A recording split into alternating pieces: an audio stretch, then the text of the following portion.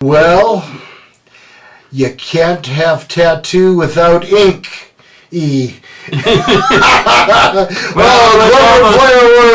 was almost really good, Peter. Almost really good. We have as our viewership, just shut the whole thing down. Yeah. So we're fortunate to have from Are You Tattooed here in Colorado Springs, stage tattoo name Inkie, and his name is Ephraim Adamus, and we began to talk about art and tattoos, and we're going to carry on and find out all the other crazy stuff he does, like riding motorcycles, and he used to drive big trucks, and he likes to hunt, and we're going to find all out about him. Yeah, fun guy. Fun guy, and I'm really excited to hear about what he's doing since we last talked. Welcome to the third chair. Peter and I have been here all week watching people get tattoos and watching Inkie in action because our producer wouldn't let us go home. But we did send Peter. We sent Peter out to beg for food so that we eat. It's been a long week, but yeah, it's worth it. I got a tattoo on my rear, Born to be Wild. We won't be showing that. Oh, thank goodness. So your customers come and do you concentrate on your art and you can't talk to them, or do you talk to them? Oh, I talk a lot. I am the talker in the shop. Yeah, I talk to them a ton, even though I am only staring at the art that I'm performing. So do your customers, do they like that, or? My customers do. I have a lot of clientele base, and they love to come in and hear all the stories. So what do you talk about when you talk? Everything except for politics. That's a good. No, very wise. That's a good restriction. We talk about that too. We just try to cut it really short. But yeah, we talk about everything. So do you have a subject like somebody wants to talk about, and you go, "Oh, I don't know anything, and I don't really care about this." I haven't gotten to that yet. Every once in a while, I'll have them elaborate because it could be something, they're tuna fishermen or something. I've never experienced that. And I'm like, well, please tell me about it. I would love to know about tuna fishing because I do run into so many different hats in the industry. I would love to have something I can talk to somebody about. I worked with a guy who was a professional fish person in Washington State. He said he hated it. And his dad would make him do it, so he ran away from home, but the only thing he could do was get a job fishing. Oh, really? He said, so he became an accountant, auditor. But awesome. Yeah, so, and then remember the movie Perfect Storm about a ship? Absolutely. Yeah. They said, are you going to go see it? He was a tuna fisher. Right. He says, no, I lived it. He was on a ship that's... Absolutely. And he had to stay on one of the little islands off Alaska. Okay. No, we get questions like that too. You guys watch the shows, do you? And I'm like, I feel kind of like, the house that needs to be painted is the painter's house. The plumber needs work, and it's usually plumbing work. I don't want to go home and continue that. It needs to stay at work. It needs to be what it is. And I don't want to do that. I live it. So you don't go home and give your wife a tattoo? Right. No. She comes in here. She comes in here, sits in the chair. Do you give her the tattoos? I give her the tattoos. Do you give her a discount? No. She has to pay upfront and full price. And you're still married? No, she gets everything. She gets everything for free. And you've got a special tattoo couch. Right? Yeah, you sleep on. Yeah. No, she gets everything for free. She takes up all my extra space. If somebody cancels, she's like, ooh, I'll be there. She's just hoping for a cancellation, right? Yeah. She's been out distracting customers as they come right. Oh, he's sick today. He was coughing, so they go off. Right. No, yeah. And I'm very responsible. She'll, you have a cancellation? I'm like, yeah, you can come on in if you want. She's like, okay. And then I'll be tattooing them, and a client will walk in like, oh, do you have any extra time? And I'm like, I am sorry. She's like, you can tattoo them if you want to. I'm like, no, I'm not falling in that landmine. We're finishing your tattoo. Oh man, this is not your first rodeo. Right? How long have you been married? Right, over 13 years. I can see why. Nice. So, do you have a weird story somebody told you that you can repeat to our audience? I get that one. I always get the other one is always what's the craziest tattoo you've done? And to be brutally honest, I've been doing this for so long, I don't know what's crazy anymore. I have no idea what's unusual anymore. So I always ask them, well, ask me what you might think is unusual. Have I tattooed a butt cheek? Yeah, I have. I have no idea what's unusual anymore. Right. Some people always ask, and it's always, of course, something that is a place that should be the no of going and getting a tattoo, or somewhere you would never ever think about being tattooed. And I'm like, no, I don't tattoo those parts. So you do have your limits. Oh yeah, absolutely. And you said in Colorado, in the last episode, you said Colorado Springs or state of Colorado, they don't let you tattoo the face. Right. Yeah, we're not allowed to tattoo the face. We can do a design close to the face, off the side of the head to the face, but they really are worried about us doing makeup. Like permanent makeup? Permanent makeup, absolutely. Sure. Do you tell a lot of jokes when you're... I try not to, because I don't want them to move. If they move... somebody finds it funny and you said... No, absolutely. And you're like moving around on the table, right. And you're like, way over here. And I'm usually the talker in the shop, so I do have the other artists telling me to, hey, can you keep that down? Because you can see the clients want to crack up laughing. And I'm like, I'm sorry. You get on a streak. Right. No, absolutely. You have clients and then you start talking and they said, I don't want you to talk. Never. I've never had that before. I've never had that. Usually it's welcomed because they're nervous. Oh, okay. Yeah, even if you're as experienced as I am with being tattooed, I still sit in a chair and expect my artist to talk to me. It's just it's a sense of comfort, a sense of making you feel homely and feeling at home in the shop. Can you usually tell if a client is nervous? Absolutely. And what do you do differently for that client? I mean, how do you talk to them? I usually talk about the process and try to get them in the mode of this isn't going to be bad. Because it's usually a lot of first timers or people that have had poor experiences in the past. But I can usually touch someone and feel that their heart is about to shoot out their chest. And you can kind of see some of the younger clients, you could tell they're nervous. So I try to make jokes, try to have fun, tell them, this is the process. This is what's going to happen. This is what you should feel.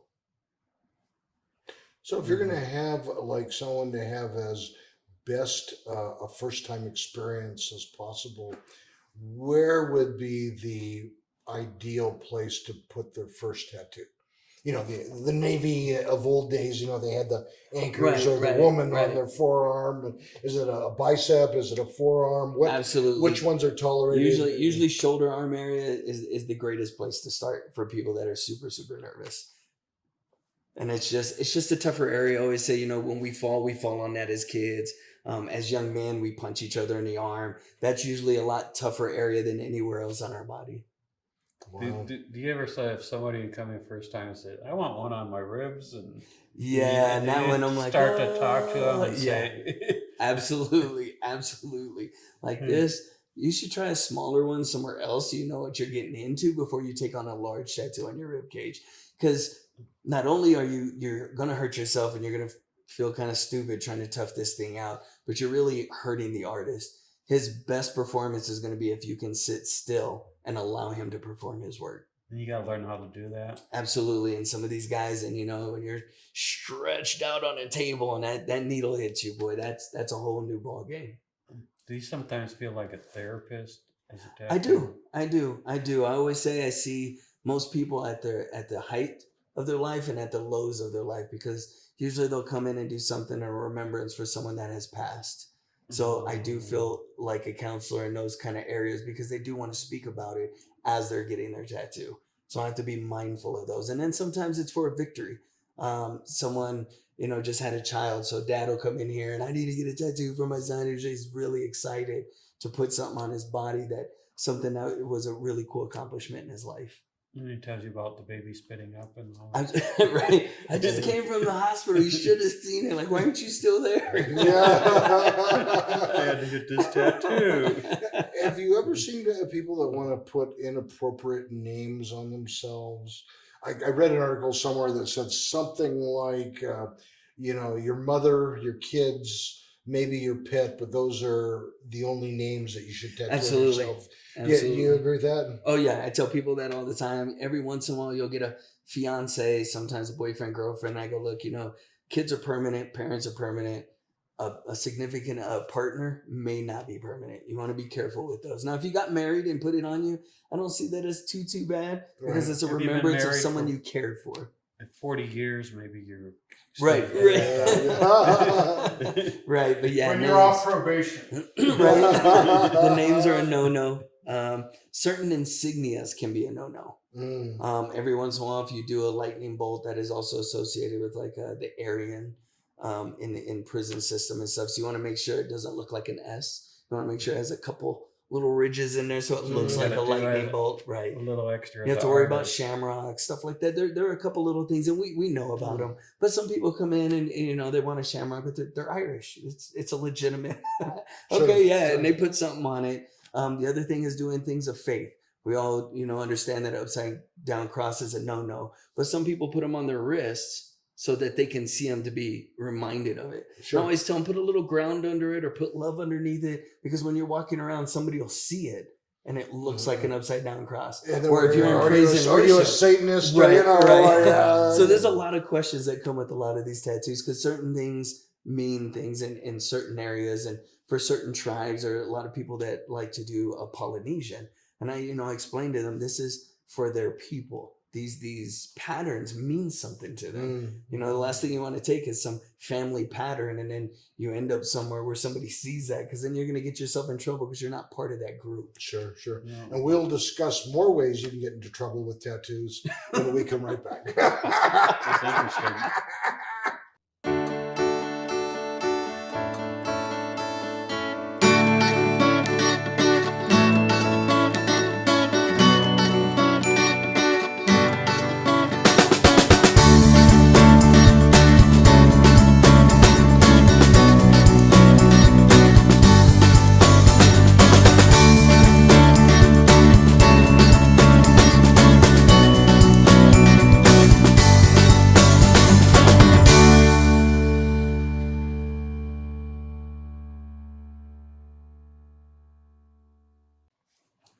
Welcome back to the third chair.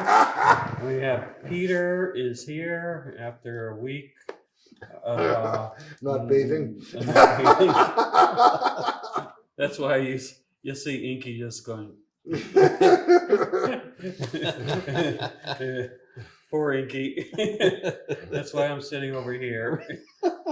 And that's who our guest is, Inkie. And you were talking about some things you shouldn't do with tattoos. Absolutely. Girlfriend, boyfriend names, big no. Make sure the design that you're wanting to get, such as a Chinese or Japanese character, you know exactly what it means. Or Hebrew or Greek. You could run into issues if you don't know what it means. I know a lot of people like to use, I believe it's Google language, Google Translator. Yeah, translate. I hope Google's right. I don't speak the language. I always tell them that. Hebrew's right to left, not left to right, like we are here in English. And, sometimes that can catch you. That can get you one. And then symbols. Symbols are a big deal. Certain aspects of what you're wanting to do as an artist. I always love one that I love talking about all the time, which is a koi fish. And the koi fish, they swim upstream and they become dragons. That's part of their lore. And some people point them downward, and I'm like, I don't know if you should do that. They're supposed to go upstream and transform. And then the colors have meanings. They have male and female meanings to them as well. So you want to make sure you're Absolutely. Do you look some of that stuff up when somebody asks for, because I don't know how you would keep all that in your head. Yeah. And certain things, they mean a lot.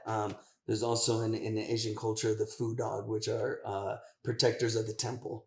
And the male figure doesn't have a ball, and the female figure does have her paw on the ball. And a lot of guys like that bald look. And I'm like, well, that's the female foo dog. I just want to make you aware so that you don't, if you didn't want that, we do the male one that doesn't have the bald figure in it. Interesting. Yeah. So we look up a lot of stuff. We're constantly in books, or online is a great tool, but I always tell everybody research. Make sure you research like crazy. Make sure what you're putting on your body, you know what you're doing, because if not, you're going to have thousands of dollars worth of cover up or thousands of dollars worth of removal, laser removal. Yeah, when you go online, there's some sites you can trust more than others. Absolutely. You got to be careful. You know, the internet also says there's aliens in the government, so you got to be careful what you're reading too. Oh, I want that in a tattoo. Not since our producer left the army there hasn't been any aliens in the government. Oh, I'm pretty sure there's a lot of aliens in the government. Absolutely. So Peter, you're going to talk about I'm gonna his family. We talked about your family already. You have a wife. You mentioned that she's like a farm girl. I assume grew up on a farm. Absolutely. You know, likes horses, and you seem to tattoo her a lot. And you've got 3 kids that have tattoos. Absolutely. That's pretty cool. And let me ask you this: in our pre-production meeting, that may surprise people, but there was a time you were a truck driver. Absolutely. I mean, I just hear horror stories from everyone I know that has ever driven a truck. Is it really that bad? It's not the truck driver, it's everybody else. Well, I mean, slamming on the brakes, trying not to jackknife it, people Absolutely. cutting you off in space where it's almost a no-win situation. Absolutely, yeah. Just horrid stuff. I'm not sure if people look at the truck and feel like, well, look at all those wheels. They must have a great braking system. They can stop on a dime, and it's just not the truth. We carry so much weight. There is no way to just stop those on a dime. There's just no way. And then throw in inclement weather, like if you're trucking from Alaska, you know, with snow on the ground, ice. Oh my goodness. Absolutely. I'm surprised more people aren't totally plowed. Right. Right. And sometimes we'll get ourselves in a situation where the trailer does something completely different than the actual tractor, which I've experienced. But coming around a corner, my trailer kicked out, and then inside the cab we do have a trailer brake, and I'm kind of doing this kind of thing, trying to keep my trailer into gear. And a lot of people need to give those guys a lot of room.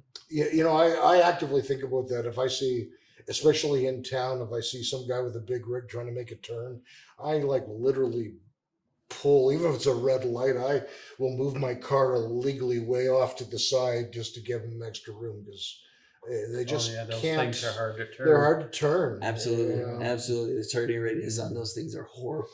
Well, and then the thing is too is I often wonder how well they can see you. So even if you try to like go on the inside when they're making a left-hand turn or something, right, can they even see you well with the mirrors? And it's like, the mirror system's really good on them. We can see a lot. But a vehicle is so much smaller than a tractor that it's really tough to see some of the smaller vehicles, because they'll tuck in a place where we definitely have a blind spot. And on the back of trucks, you can really see it. They usually put a little paneling on it that shows you.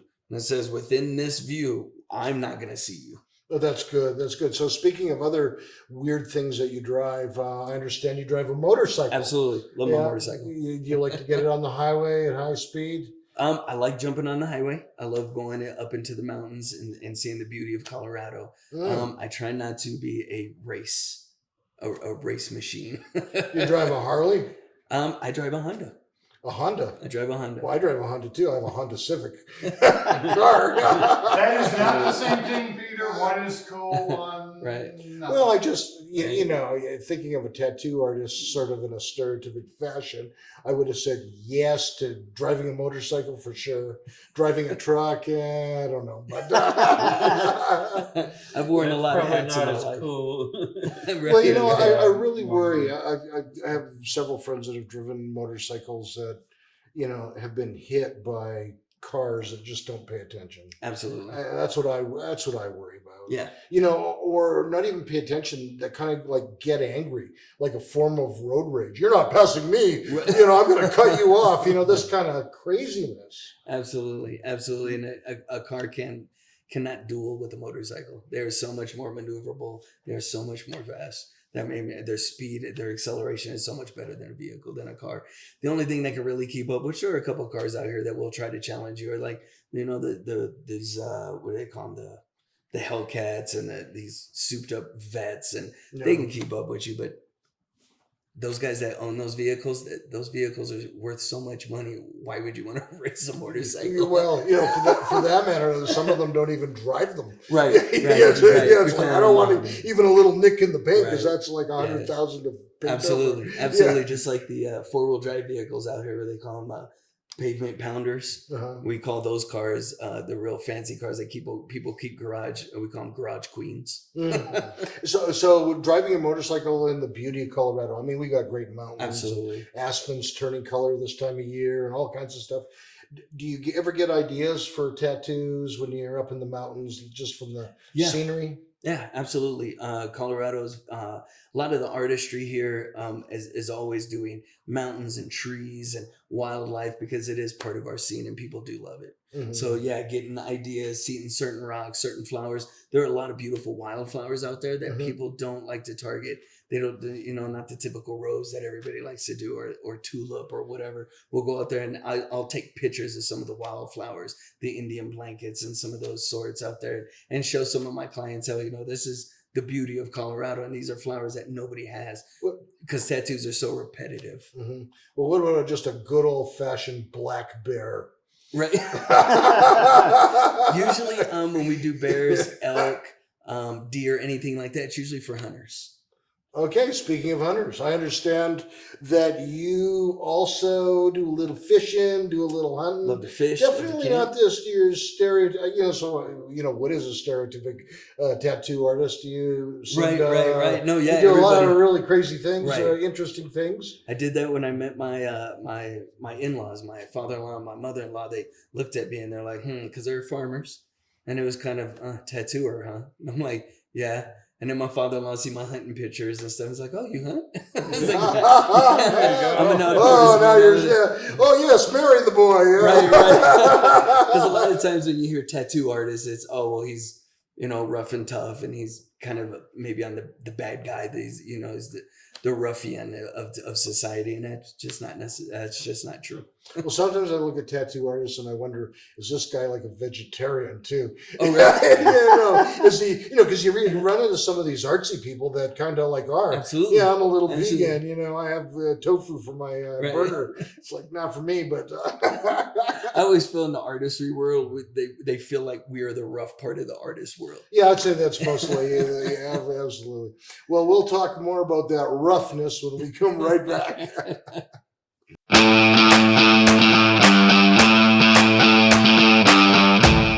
Real people, real stories, real life. We're looking for guests. We're looking for you here on the third chair. I'm Peter, that's Doug, and how many different ways can we have guests? Oh, at least 3. We can have them here in the studio in Colorado Springs. We've had guests all the way from LA on Zoom, and we have gone on location, and we got our 3rd one already in the planning phase. Awesome. Send us an email and we'll get you on the show.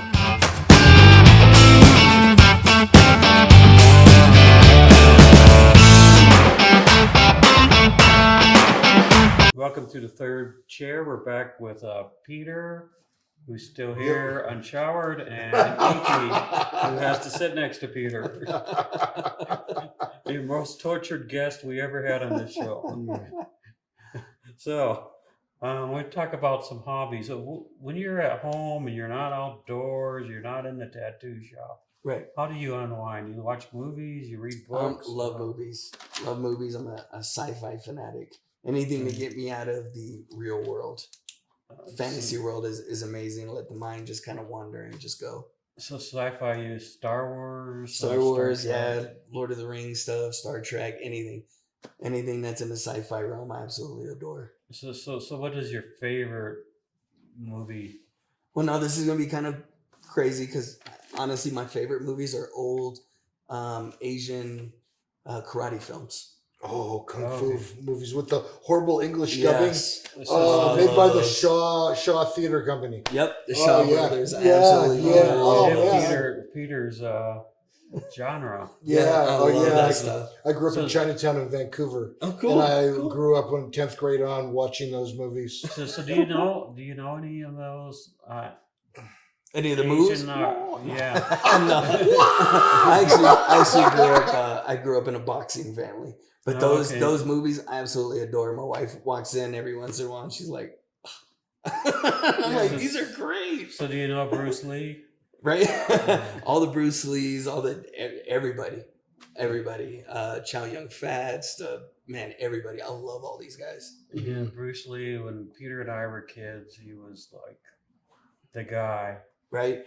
Bruce was the man. He really took the quality of Kung Fu movies up a notch. Absolutely. Yeah, the Shaw Brothers, they'd have all these scenes where they'd have wires on the actors so you could see them like leap 30 feet in the air. It was fun to watch, but Bruce Lee tried to make it look a little more real. Absolutely. Yeah. Absolutely. But still, it was an interesting evolution of movies. And then Jackie Chan actually worked with Bruce Lee on some of the films. Yeah, he did. He was in Jackie Chan was in Enter the Dragon.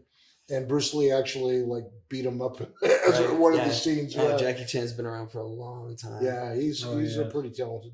Oh yeah, you see, I mean, he does a lot of comedy, but you watched it closely and you can see what he's doing. Right. It's very difficult and very athletic. Very difficult. Absolutely. Yeah, he explained once that the sounds they make, actually was telling the actor where the next punch was going to hit. So he knew whether it was hitting his face. Very cool. So not random sounds. Right? Yeah. In the 60s, when I was a kid, they had a show, The Green Hornet. Yeah. And they had Bruce Lee was a butler, but then Kato, he was Kato, his assistant. And the show was not very interesting, except when Bruce Lee did his stuff, like, all right. Well, in syndication, when they play that show in Asia, they don't call it the Green Hornet; they call it the Kato Show. Well, to us, he was the star too. I mean, Green Hornet wasn't a very interesting character, if I remember right. Yeah, at least for when I was like 6 and 7 years old. Maybe if I looked at it now. Well, they did have one episode where they fought hand to hand with Batman and Robin. Oh, yeah. It was a tie. Yeah. No, supposedly a tie. Bruce dominated. It was easily Bruce over Robin. No problem. Yeah. It was he just goes over there. And I read an article on Burt Ward played Robin. Uh-huh. And he saw Bruce practicing, so he went and talked to him. And Bruce did practice, and he looked at him. And then Burt said, I thought he was going to try to kill me. And you see those moves. I mean, it was like, Burt Ward would barely move, and Bruce the man was dedicated to his craft. Oh yeah, very good martial artist. It was just amazing, and and it's like seeing something like that, you could tell how good he was, and I was only 6, 7, 8 years old. So you said you're a boxing family. Does that mean you also like to watch professional boxing or MMA or? I prefer boxing over MMA. But we grew up in a boxing family. My younger brothers both went pro. Oh, really? Yeah. Right? Yeah, that's impressive. No small feat. No small feat. It was tough. And everybody always asked me, why didn't you do it? And I was like, well, I don't like getting hit back, and that's part of the game. So I learned to fight, but I never wanted to take it into the profession. Yeah, Mike Tyson had a saying. He says, "Everyone has a plan in the ring until someone punches you in the face." Absolutely, which I've seen my brothers use over and over and over again, because everybody wants to. What is that? Everybody thinks they're bad until they have to be. Yeah. And then all of a sudden you're like, oh, okay. We could test that real quick. So science fiction you talked about earlier. Absolutely. What's your favorite science fiction movie or series? If I had to go to, probably Aliens. Oh, with that's the neat. Alien Predator series. I love just the original Aliens. with Sigourney Weaver. Right. Yeah. As they started kind of getting into the Alien versus Predator deal, it kind of got a little. I'll Yeah. watch them. I still like them, but the original Aliens, the first three. It's kind of like that with when I watch Indiana Jones. Everybody's like, well, there's a fourth one, right? I was like, we don't talk about that one. Yeah. There's 1, 2, and 3. That's what I told my daughter, because Bill Murray and everybody, I love Ghostbusters, and then they made a second one at the time.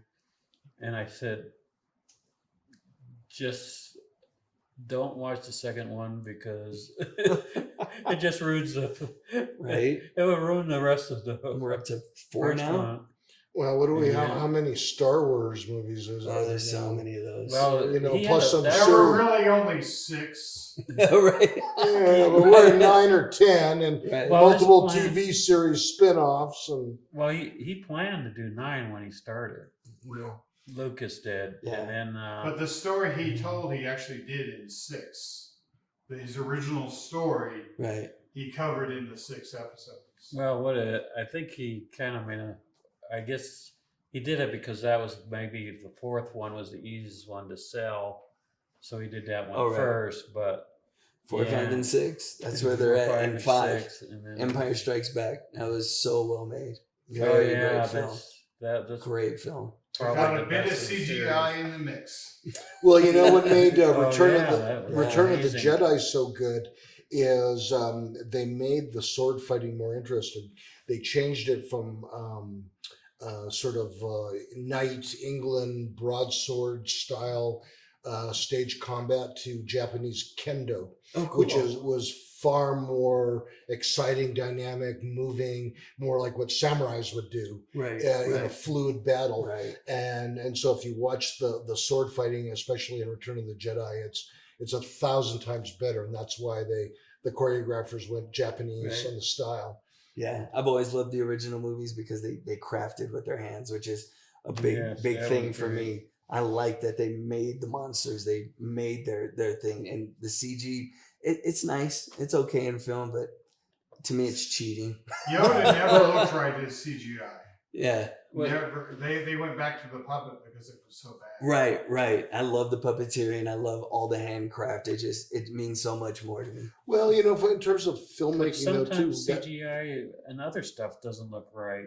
Right. Too. Right. I remember you can't substitute for a good story, good writing, good character absolutely. development. You look at some of the Transformer movies. I mean, there's lots of real fancy special effects, but man, they're just not very interesting. Yeah. Well, they made Ben-Hur in the 60s in the chariot race, and they did that. That was great. And then I saw the commercial, and I said, and it was CGI, and I said, that looks like it's too perfect. Right. And it didn't look rough at all, and I was thinking, it probably was rougher in the Roman times. It didn't look like perfect. Not everything's perfect. Not everybody's gleaming and shiny. Gleaming and shining. But CGI works great for space movies because does work great for space movies. Absolutely. Gleaming and shining. But there's so many great movies that have like no special effects. Like even The Quiet Man with John Wayne in Ireland, a retired boxer. I finally watched that the other day. And but again, nothing fancy. Right. As a matter of fact, almost cheesy at the end, but still, it was good. It was good. Right. I like to see the actors act. You like to see the actors act, yeah. So we'll talk more about sci-fi movies when we get back, or others.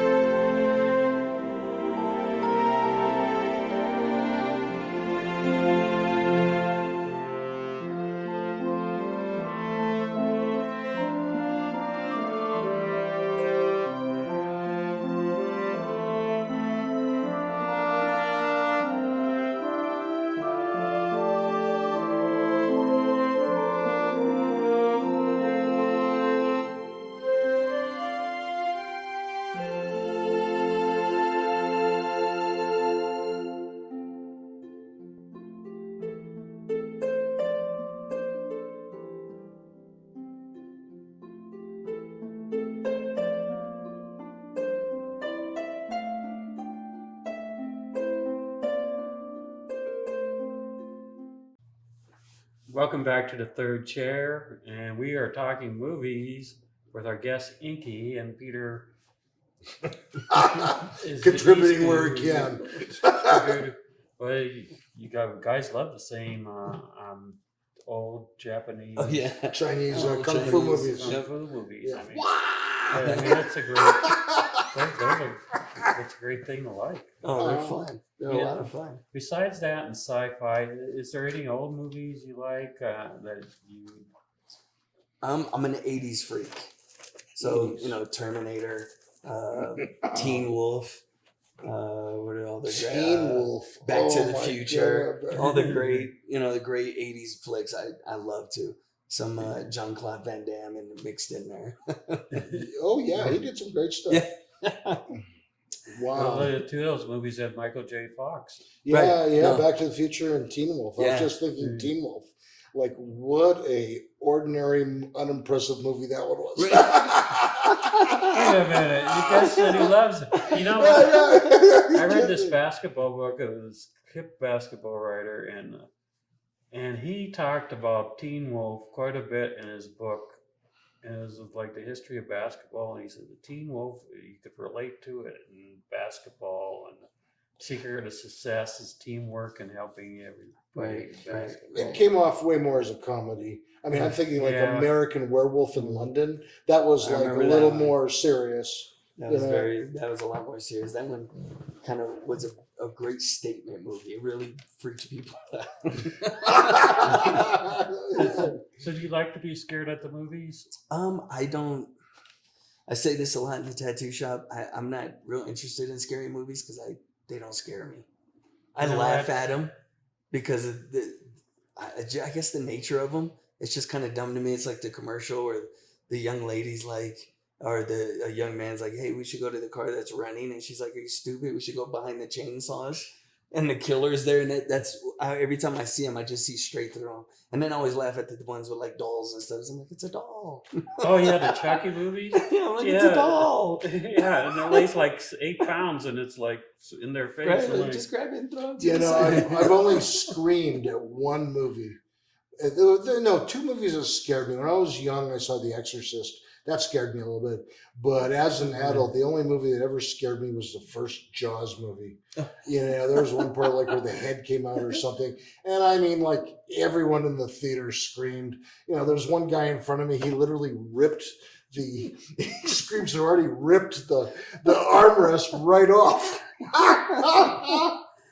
But yeah, that was it. Yeah, absolutely. The only one that scared me was the Gremlins movie because the young lady who sat in front of me got scared and she bent her seat so much it hit my knees. So right. Every time it was a scary part, I was like, oh no, don't hit my knees again. Right. Now my daughters do enjoy the scary movies and they see me jump and they're like, well, you jumped, you got scared. And I was like, I got startled. When something flashes, you're going to, but it's not scary. I can go to sleep and I don't dream horrible stuff or anything. They're just not scary to me. Well, I had trouble swimming in a swimming pool after watching Jaws for a while. I was worried the shark was going to get me in the pool. So you still have you swim in the ocean or anything? Yeah, I do. I still kind of keep an eye with my peripheral vision. Right. Just in case. Look for a fin. As you're 10 feet out into the water. Yeah.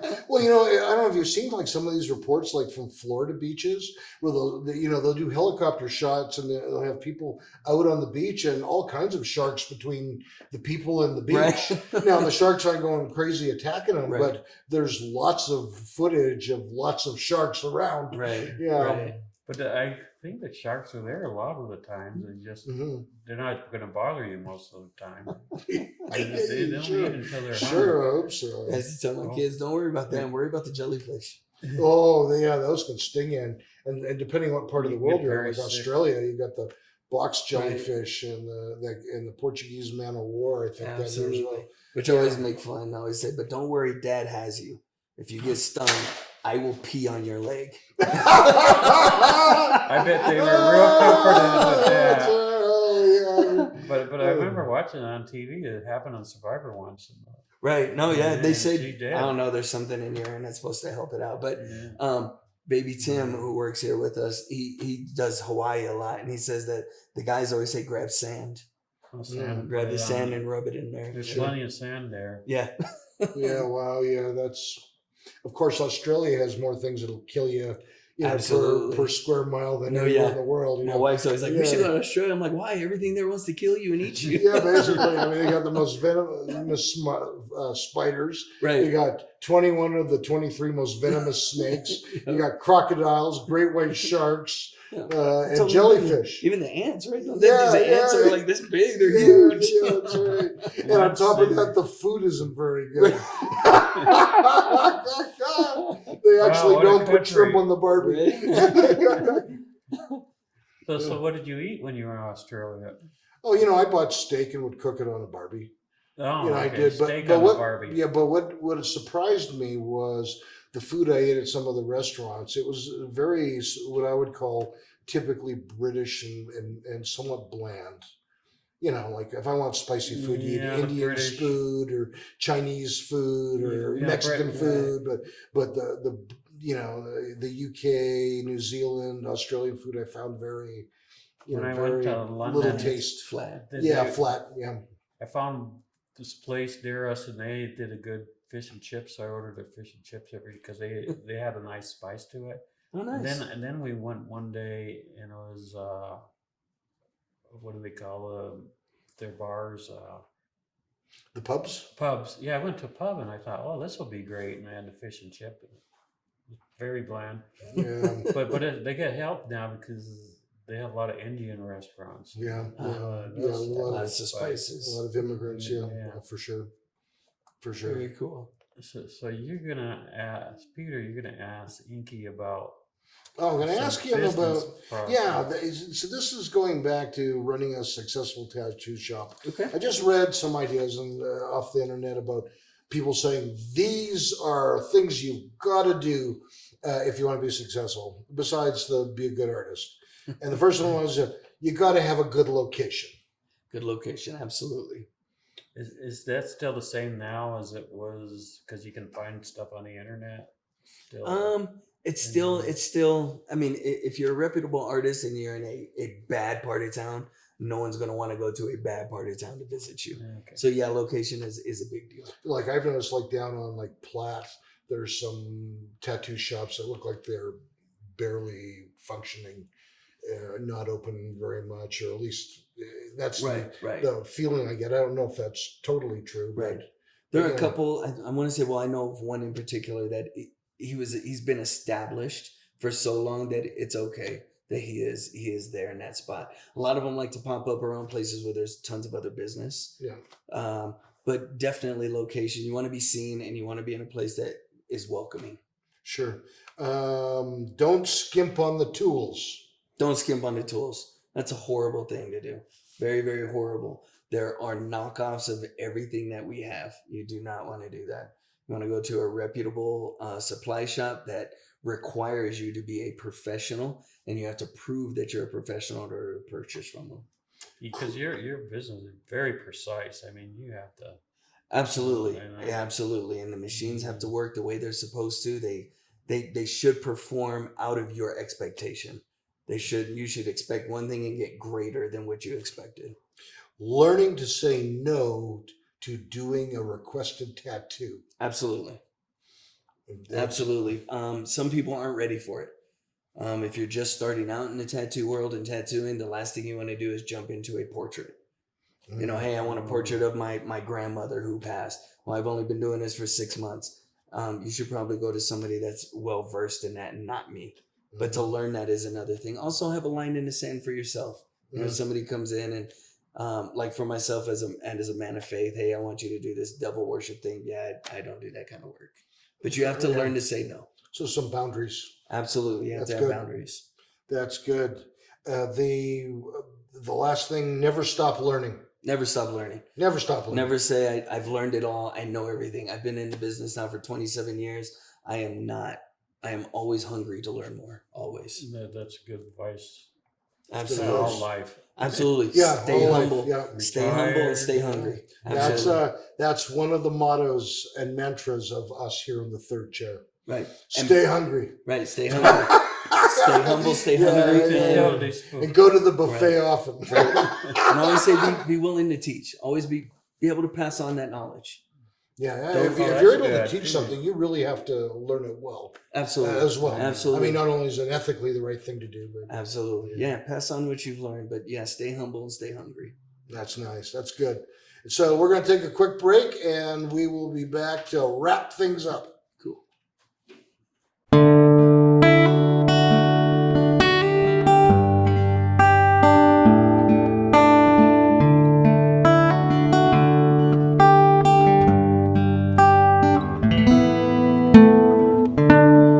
Hi, I'm Peter from Pikes Peak Recovery Coaching, and as you know, I do help people with drug and alcohol recovery issues. I love to help people get better, but I also offer a variety of other services, including regular life coaching services. I've helped several people write and finish a book. I've helped a doctor that was in medical school graduate and then get into a residency.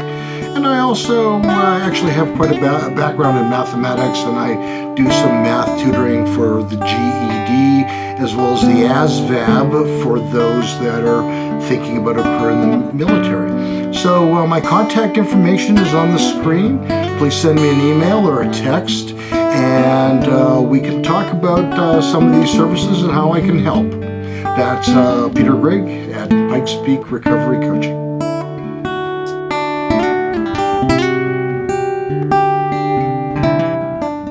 Welcome back to the third chair. I'm Peter, that's Doug, and we're here with Inkie on location at RU Tattooed in beautiful Colorado. So, a couple of questions. One, do you guys accept tips? We do. I mean, I feel like that's like proper etiquette. Do you guys sort of feel the same way, or what's sort of the expectation? It is good tattoo etiquette. But again, in the previous segment, talking about being humble and staying hungry, I always tell them, hey, you're paying a lot of money for this tattoo. You've covered the cost. A smile and a thank you is good enough for me. And how do you price your tattoos in the sense of you have a lot of overhead costs? You're in a beautiful building. You've got beautiful furniture, nice equipment, especially this nice couch. Yeah, right? I mean, is there? Peter tried to steal your couch. You know, for even interacting with someone for half an hour, doing something relatively simple and straightforward, you still have to pay for all your overhead. Absolutely. So does that sort of create sort of a minimum charge? It does. Or how does that work? Yeah, does to a degree. Everything gets factored in. You want to take everything, all your costs, divide it all up, and however certain artists do it. And then you also need to know your own worth. So, Are you $10 an hour? Are you $1,000 an hour? I'm closer to 1,000. Right. That's a stay humble. Yeah, you definitely have to know your own worth, and then of course you build up a clientele base, and you treat them good because they continually come back. Sure. You don't want to jump into their pockets, as we like to say. I don't want to jump into your wallet and live there. That's not my place. I appreciate you continually and to come back because this is what puts food on my table. For sure. And I read somewhere else the question that, how to say this the right way. When you come in, you basically want the customer to choose what the tattoo is. Do you ever get situations where people just are ambivalent or non-committal, and they sort of go, well, you pick something, you pick something, you pick something, rather than them making a decision? Right. And they don't know it, but they are making the decision. Because we will get clients in here like, oh, just do whatever you want. I love your art, just do whatever you want. Or I want these types of flowers, but you do you. But we're still working with them, and we know our clientele base very well, and we work with them. So you really are picking the tattoo because it isn't something that I'm putting on my body. Mm-hmm. So ultimately you have to have ownership of it. So I just, through talking, I think this flower looks good. I think this design looks good. I think this this angle looks better than that angle, and where you're putting it, and they're constantly feeding us with input like, yeah, I think you're right, but we're really You're sort of leading them to right. be able to take 100% ownership. Right, absolutely. The last Nice. thing we want to do is go, well, you know, I've always wanted to do a rat skull, so I'm gonna put this rat skull on your forehead. Well, rats. Are you allowed to do like mainstream characters like SpongeBob or Mickey Mouse? We are. It's kind of it's always been kind of a taboo thing, but nobody's ever been like sued over it. Not to like throw that out there, but all the characters have been done. So there's not a special place like we can buy a license to tattoo Mickey Mouse and so on. No, but we do have respect for artistry because we are artists ourselves. So a lot of times if there's something out there, we will actually email the artist, hey, a client of mine brought in your painting. Do you mind me duplicating your artwork? Sure. Most of them probably like that. Some of them do. Some of them say, hey, can you do it in your own style? So you're kind of changing it. Right. Yeah, right. Sure, Don't do it exactly. Do it the way you would do it or how you would draw it. So some of us will actually take the image, break out a piece of paper, and draw it the way we see it and draw it out. So I assume you're still taking new clients. Absolutely. As well as repeat customers. Absolutely. What's the best way for people to engage the process to be able to get down here? Do they need to knock on the window, send you an email, make a phone call? What's the best way to start it? Come on in, make a phone call, make an inquiry online. We have easy access to the shop. Safe part of town. Safe part, Nice of town. Safe part of town. Absolutely.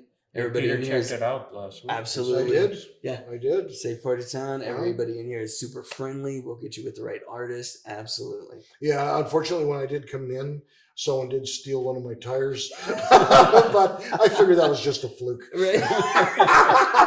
That was Doug and I. We were just playing a joke. Oh, man.